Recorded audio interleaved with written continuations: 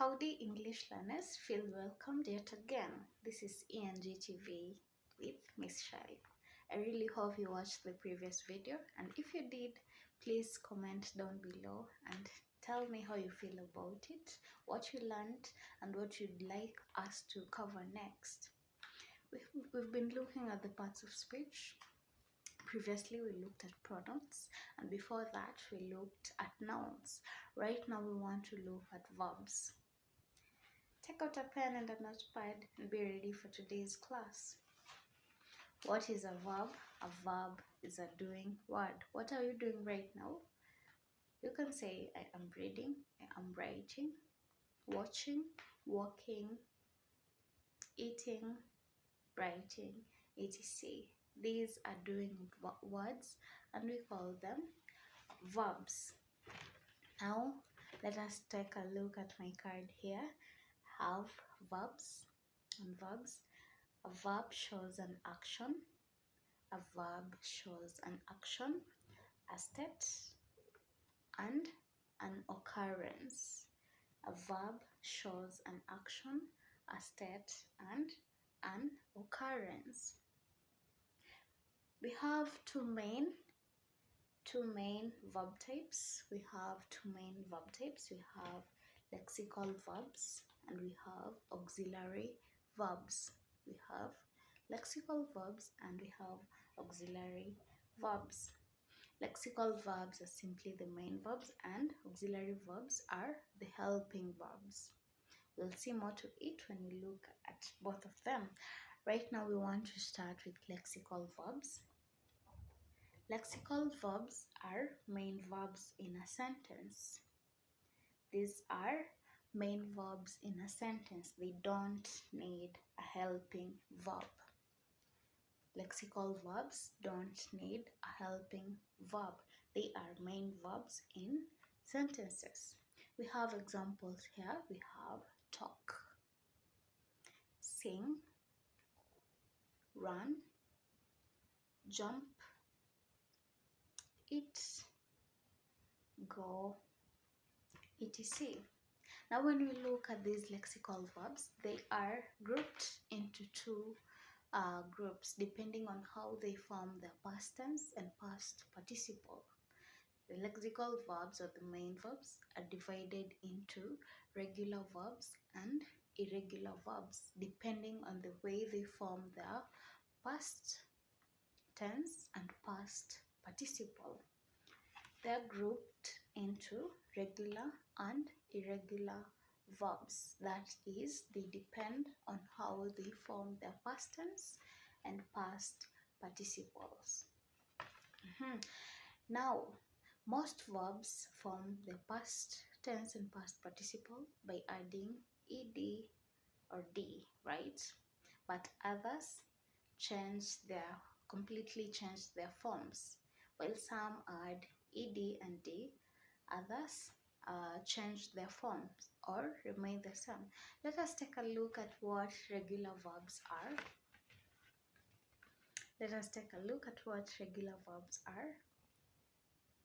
Regular verbs are those that add ed or d to form the past tense and past participle. These are those verbs that add ed and d to form their past tense and past participle. We call them the regular verbs. We have examples here. Let us look at the examples there. Number one, we have call. It's past tense. In past tense, we say called. Past participle, we also say called. Call, called, called. Let us use that in a sentence. Let us use the verb in a sentence. Did you call him yesterday? Let us use the past tense. I hope you called him yesterday. Past participle. I hope you called him yesterday or the day before today. Number two, we have plan. Planned. and planned in the past participle. You have to plan for every lesson. I had planned for yesterday's lesson. I had planned for last week's lesson. Jump. Jump. Past tense, jumped. Past participle, jumped. You have to jump over the fence. Past tense, he jumped over the fence. Kill, killed, killed. Did you kill the fly? He killed the fly. Fill, filled, filled.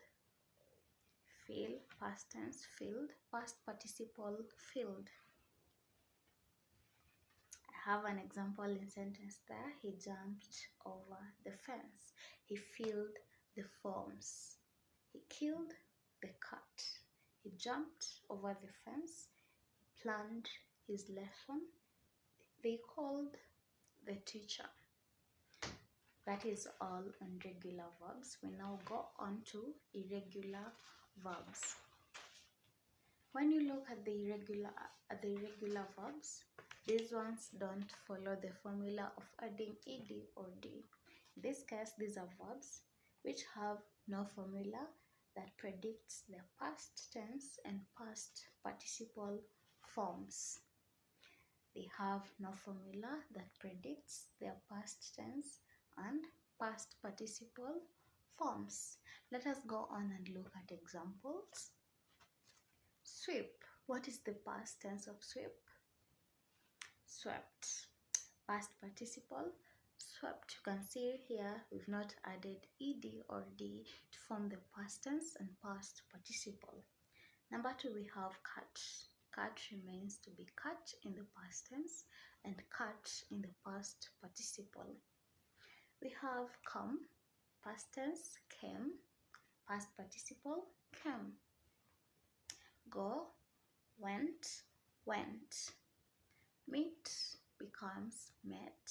Past participle, met. Is or become was. Past participle, been. Now, let us use these words in sentences. Let us go on and use sweep.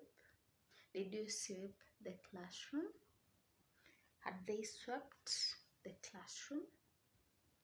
Cut. Did you cut the apple? Did you cut the apple? Did you come to school? They come to school every day. Past tense, they came to school every day. Go to the market. She went to the market. I am sick. Past tense, I was sick. Past participle, I had been sick. She is writing. Past tense, she was writing. Past participle, she had been writing. Let us look at more examples in sentences of the irregular verbs. Here we have the girl swept the compound. He ran towards the river. I was at home. Have you met her? Have you repaid the debt? Have you repaid the debt? When you see that word, B is silent, so you say debt. I have swum. Now that is it on regular and irregular verbs. With regular verbs, you add ed and d to form the past tense and past participle. But when it comes to irregular verbs, there is no formula that predicts their past tense and past participle forms. They completely change or they remain the same. For example, sweep, swept, cut, cut. Now let us look at auxiliary verbs. When you talk about auxiliary verbs, you talk about the helping verbs. Auxiliary verbs are helping verbs and therefore used with the main verbs. Let us look right here. Auxiliary verbs. They are used together with the main verb to show the tense. They are used together with the main verb to show the tense. We have two types of auxiliary verbs. We have the primary auxiliaries and we also have the modal auxiliaries. First, we look at the primary auxiliaries. When you want to look at the primary auxiliaries, they exist in the form of the verb to have, the verb to be, and the verb to do. We have the verb to have, the verb to be, and the verb to do. Now we want to look at the forms of these verbs. We want to look at the forms of the verb to have, the verb to be, and the verb to do. When you look at the forms of the verb to have exists in the form of have, has, and had. Have, has, and had. I have gone to school. She has gone to school. They had gone to school. We use the auxiliary verb with the main verb. I have gone to school. Have and gone. Have being the helping verb and gone being the main verb. The verb to do exists in the form of do, does, and did. Do, does, and did. I do my homework every day. He does his homework every day. He did his homework every day. We now go on to the verb to be. The verb to be exists in the form of be, is, are, was, were, been, and being. The verb to be has the forms of be, is, are, was, were, been, being. I am sick. She is sick. They are going to school. She was taken to the hospital. We were studying English. She had been sick. It is being read in class. Okay, that is it on the verb to have, to be, and to do. An example in sentence you can have: he is running away. I am writing. Let us look at more examples. The boys have finished the race. As you write the examples in sentences, always make sure to underline the helping verb and underline the main verb.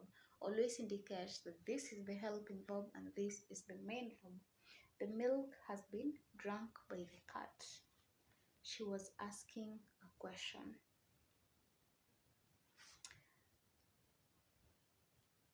That is it on primary auxiliaries. Now we go on to the modal auxiliaries. With the modal auxiliaries, they don't change their forms. You can see that the primary auxiliaries did change. For example, the verb to be exists in the form of is, to have, has, had, to do, does, did. But with modals, they remain the same. The form auxiliaries have different forms. For example, the verb to be, verb to have, verb to do had different forms. But when we look at the modal auxiliaries, they never change their forms. We have examples here. Modal auxiliaries never change their forms. These are can, could, may, might, must, ought to, shall, should, will, would. Can, could, may, might, must, ought to, shall, should, will, would. An example in sentence: she can play the piano. This shows ability. She can play the piano. You ought to report the theft. You ought to report the theft. He may go. He may go. This one should be a permission. He may go. Now, auxiliary verbs express different functions. First of all, they can express the tense. For example, they can show whether the sentence is in past, present, or future tense. They express the tense of the sentence. They quantify verbs. They make sentences grammatically correct. They provide emphasis for sentences. These are the functions of auxiliary verbs: expressing tenses, quantifying verbs, making sentences grammatically correct, and emphasizing on what is being talked about. That is it on auxiliary verbs. We now want to look at the tenses in the English language. So first of all, when you look at the tenses, you refer to the time something is being done. Something can be done right now, that is in the present, in the past, or in the future. Right now, a time before now, or a time after now. The first tense, we want to look at the simple present tense. First, we want to look at the simple present tense. And with simple present tense, number one, we always show or express habitual actions. For example, she eats fish. This is a habit. She eats fish. A habit. Simple present tense is used to express habitual actions. For example, she eats fish. We see movies every evening. He washes the dishes every day.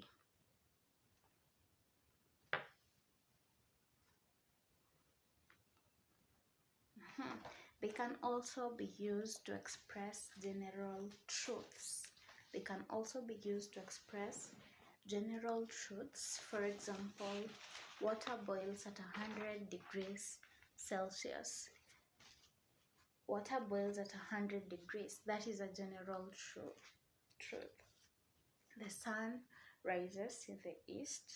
That is a general truth. The month of April has 30 days. So when you look at third person in singular form in the simple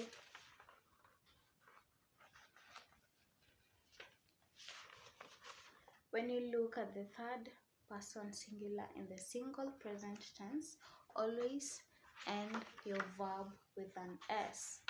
For example, he runs, she runs, it runs. In the third person singular, always end in S. He runs, she runs, it runs. When you look at negative sentences in the simple present tense, I do not like it. Negative sentences are those sentences which have not. For example, I do not like it, we do not like it. When you look at interrogatives or questions, do you like it? Do they like it? With the simple present tense, we are talking about the present, something happening at the moment.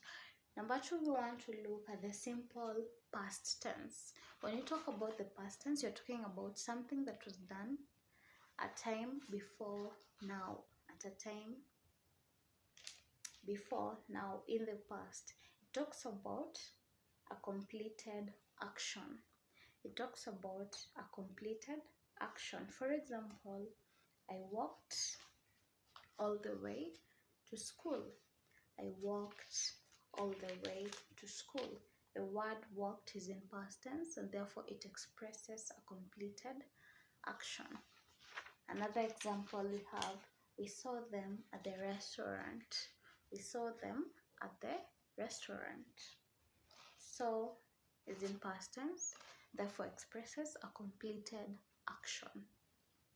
They played the piano. That is another example. They played the piano. She ate her lunch at 1 p.m. She ate her lunch at 1 p.m. That is it on the simple past tense. We now want to look at the perfective aspect. When you talk about the perfective aspect, you're talking about something that has already been completed. The word perfect, perfective aspect, talks about something that has already been done or completed. It expresses a completed action. So first of all, we want to look at perfective aspect in the past. Perfective aspect in the past. This one talks about something that was completed at a time before now. At a time in the past.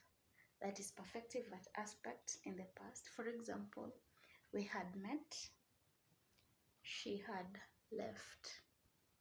Perfective aspect in the past talks about something that was completed in the past. For example, we had met. She had left. Perfective aspect in the present talks about something that has been completed or has just been completed at the moment. I have seen it. He has taken his bag. He has drunk. It has drunk its milk. When you talk about perfective aspect in the present, you're talking about something that has just been completed. We also have perfective aspect in the future. In the future, for example, she will have left. This one talks about something that will be completed in the future. We use the helping verbs with will have plus the past participle form of the verb. For example, in this case, she will have left. Helping verbs will have plus the past participle form of the verb leave becomes she will have left. Example number 2, they will have gone. They will have completed the assignment. Something to note here, the perfective aspect is formed using the auxiliary verb have and the past participle form of the main verb.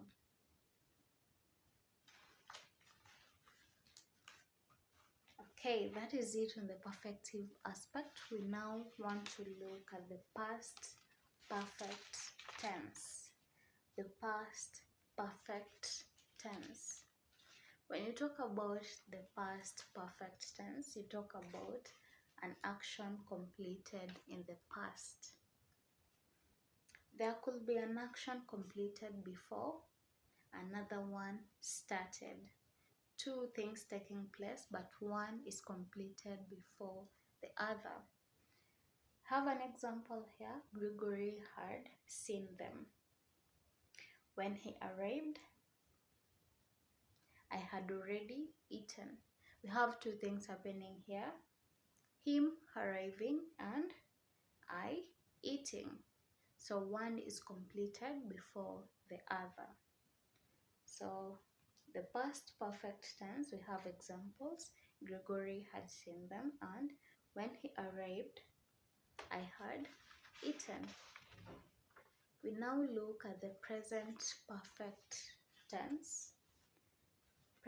Present perfect tense talks about an action completed in the present.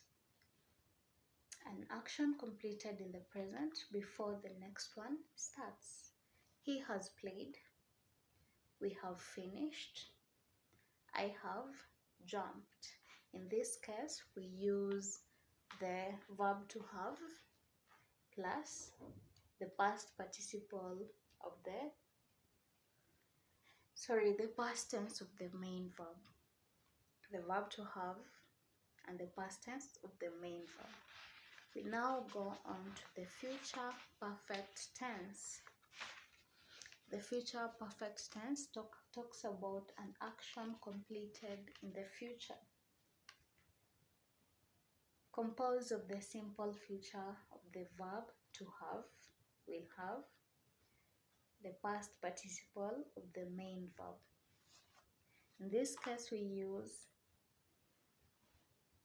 the simple future of the verb to have. In that case, it is will have the simple future of the verb to have, that is will have, plus the past participle of the main verb.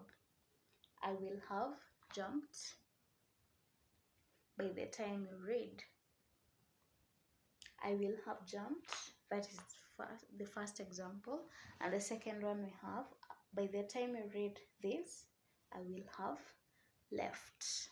By the time you read this, I will have left. That is it on the perfect aspect. Next, we want to look at the progressive aspect. From the word progressive, we can know that this is something that is still going on, something that is ongoing or something that is progressing. In the progressive aspect, this one expresses an ongoing action. It uses the present participle ing. Let us look at the progressive aspect with the past tense. In this case, we use was or were with the present participle of the verb. For example, we were traveling. We were traveling, they've used were plus the present participle of the word travel, that is traveling, becomes we were traveling. She was writing. In this case, they've used was plus the present participle of the word write, that becomes writing.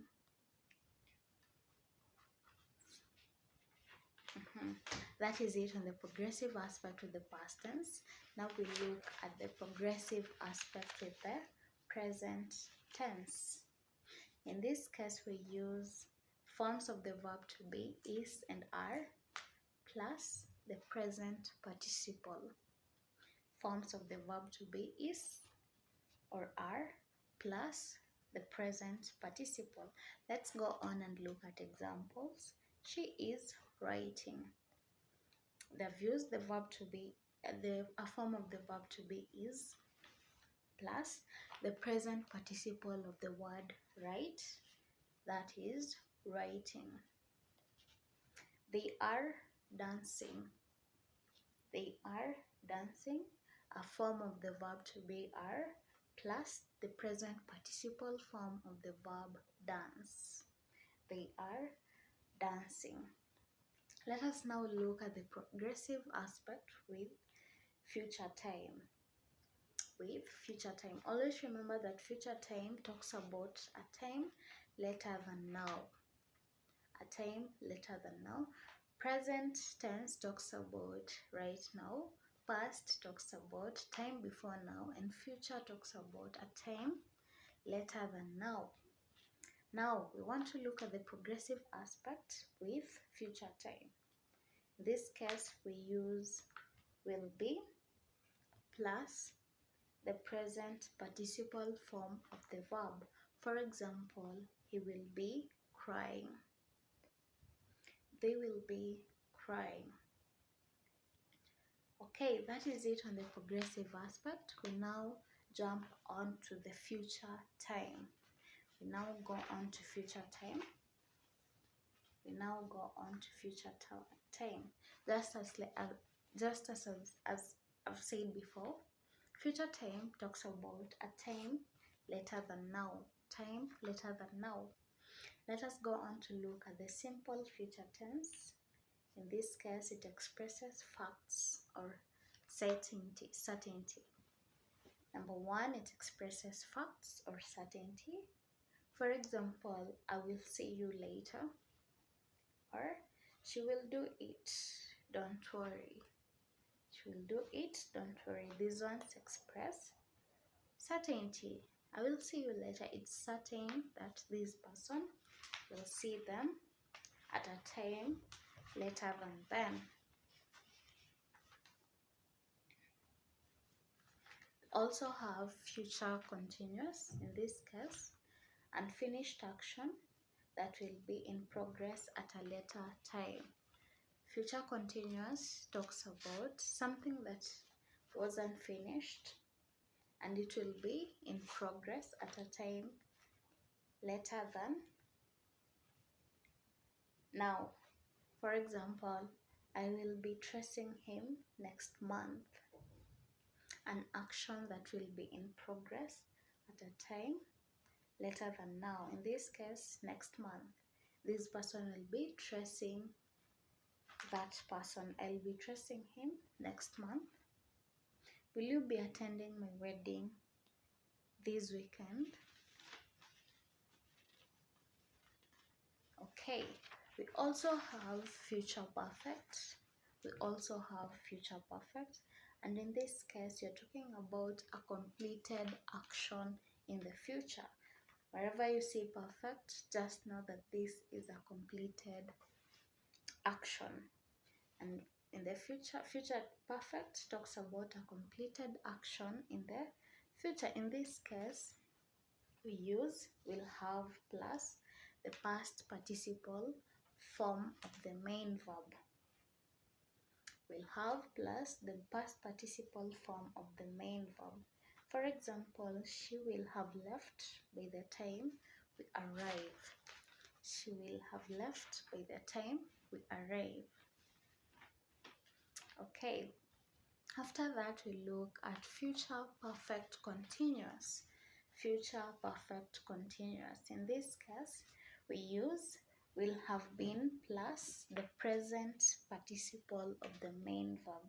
With future perfect continuous, we use will have been plus the present participle of the main verb.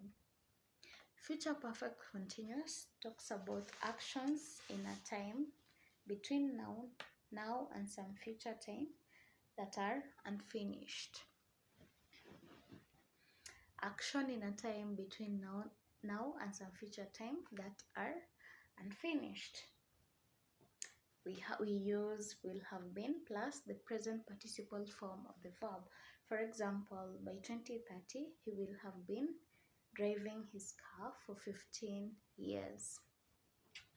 Action in a time between now and some future time that are unfinished. Look at the example. By 2030, he will have been driving his car for 15 years. Okay, dear English learners, that is it on verbs and the tense system. I hope you enjoyed the class. I hope you learned something.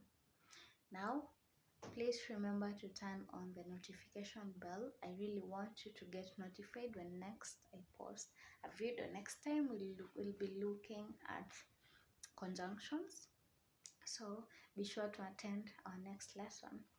Also subscribe to this channel, and I hope you watched my previous video. If you didn't, please go on and watch them. It's been your host, Miss Shirley. This is ENGTV. I believe in you. I want you to believe in yourself. I hope you enjoy your English learning journey.